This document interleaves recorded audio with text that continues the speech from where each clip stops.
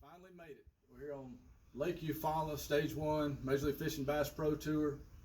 Start practice tomorrow. So we'll give you a little preview of what I kind of expect to be going on. I haven't been out here in a month, and before that it had been several years. But I've had some really good tournaments on Lake Eufaula. I've had some really bad tournaments on Lake Eufaula, but it's got really good quality fish. We're here at a good time, so if we could hit it right, it's going to be an exciting week, and I think you're going to see some really big fish caught. So here's some baits that I kind of plan to use or expect to play this week for majority of the field. First thing, we've had a lot of rain in Alabama. It has been a warmer winter, which is good, but the water's probably going to be pretty dirty. So most of what I picked out is stuff for dirtier water. Bread and butter baits, your flipping baits like this right here, this dagger from Net Baits, a new one coming out. Of course, the Paca Slim. This is more of a glide style bait, a little more flapping action, moving a little bit more water with that Paca Slim. Either punching, there's some hyacinths, gator grass, water willow around the bank, so stuff like that can be flipped. And then, of course, the old tried and true, just a black and blue jig.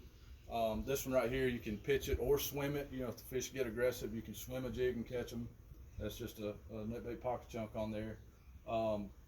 Spinner baits, we're here pre-spawn. These fish, they generally spawn early March. It could be earlier this year, depending on the weather. It all depends on the weather and for the big push. But of course, some chartreuses, some gold blades. That's a fish head primal spin. It's got the little underspin on it.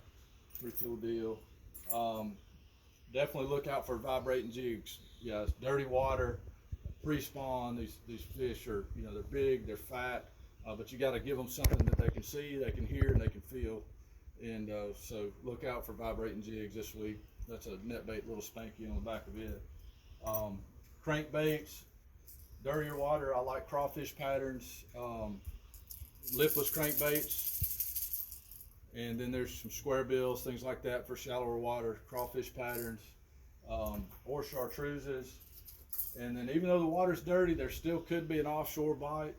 So I broke out this kind of mid-depth range crankbait, a chartreuse color, something like that for some of those fish that might be a little bit offshore, not real deep. I don't expect them to be real deep.